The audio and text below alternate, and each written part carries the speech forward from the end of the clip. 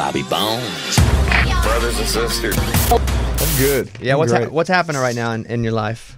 Busy. It's a busy time. You know, my oldest daughter just graduated high school, so that was a pretty busy run up until the end of the year, with more the end of the school year, with parties and luncheons and all those kinds of things. If you're Tim McGraw, do you have to have the biggest party for all the kids? Like, are you the one expected to have the party? No, gosh, no. My wife puts it all together anyway. All I do is work in the yard and do what she tells me. But we didn't have a huge party.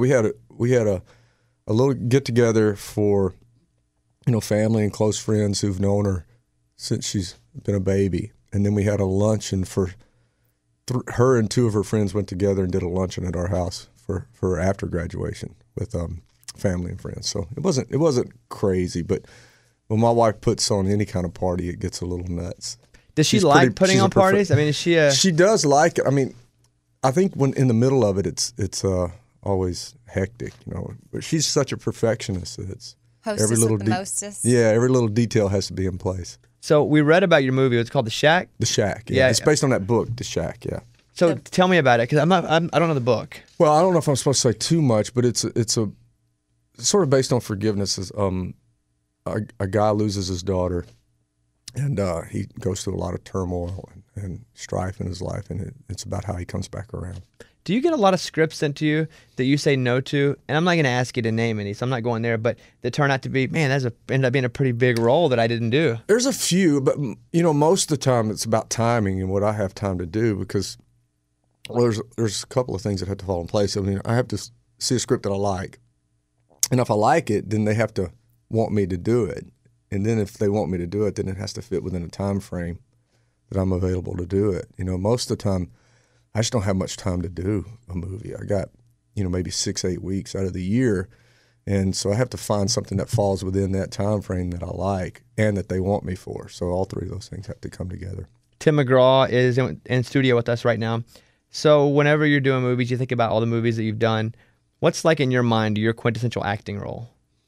My favorites. I mean, I've liked all of them. I mean, but I still Friday Night Lights is probably still one of my favorites. Did just to play a bad guy like that, and guy who's just got some edge to him was fun for me.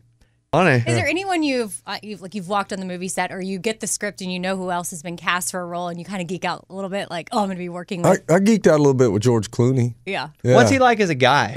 Great guy. Yeah, he was great. Everything you'd expect. It pisses you off. Yeah. Good looking, charming, all those things. No, it sounds like you. No, I don't know about that, but he's a great guy. I had a lot of fun hanging out with him. Yeah. I was talking about you at the iHeartRadio Music Festival. We did our country festival, and it's such a monster opener. Like, you know, it's like when you come out and your arms are spread. And I was like, man, I've seen a lot of performers, but I've never seen someone come out. And I don't use the word swagger that much because I'm kind of lame. But I was like, I've never seen someone come out with as much swagger in my life than I have when Tim McGraw came out. And I was just like, my eyes were open, and I get to see a lot of great music. You know, 'cause doing this job, you get to see a lot of great music. But the way you start a show, like, that is the most intense, awesome thing I've ever seen on the stage. Oh, thank you. You know, look, I have fun. You know, when the 30 minutes before the show starts, when I start working myself up into getting out there, and I know I'm going to go out there and hear that band. I mean, I think I have one of the most awesome bands in music, and to go out there every night and have those guys in my ears, it's inspiring to me. I mean, it gives me that sort of edge that I want when I go out there, just to hear those guys. What do you do to pump yourself up if it's 20 minutes out, 10 minutes out? You know, Red Bull. Oh, so physically you get pumped up too, yeah?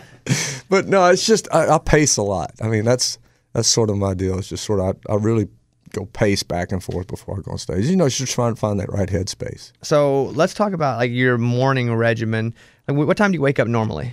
Well, on a Monday when you're home, if you're home. Are you talking about during touring season? Normal life, like normal life, Tim. No, normal life. Husband, dad. Yeah, normal life. It's probably 6:15. Ooh, that early, huh? Well, yeah, because we got kids in school and all that stuff. So 6:15, get up, have breakfast, take my youngest daughter to school, get back and do my little routine in the gym, and then start on phone calls and all the things that I have to do throughout the day. When you say little routine in the gym, but you're putting in hours a day, right? A couple hours. A couple hours probably. Wow, that's not little. How do you get to be in that group on the road? Because we see People magazine with like you have like 13 abs, like you're ripped, you're a man. It's all body paint. But how do you get to be in your workout group? Like what group of guys?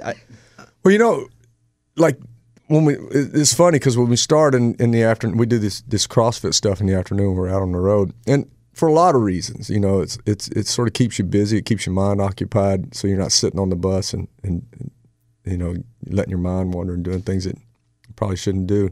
But being out on the road and keeping yourself outside and being active, and it's a good team building exercise too for all the guys. I mean, we talk about the show, we talk about all the things that we want to do, some music things that we want to do. So it's good for us to socially just sort of hang out and professionally to work on our show. But it starts out usually with about 10, 15 guys sometimes when we start the thing, and about halfway through we got about 3 left. Oh, no.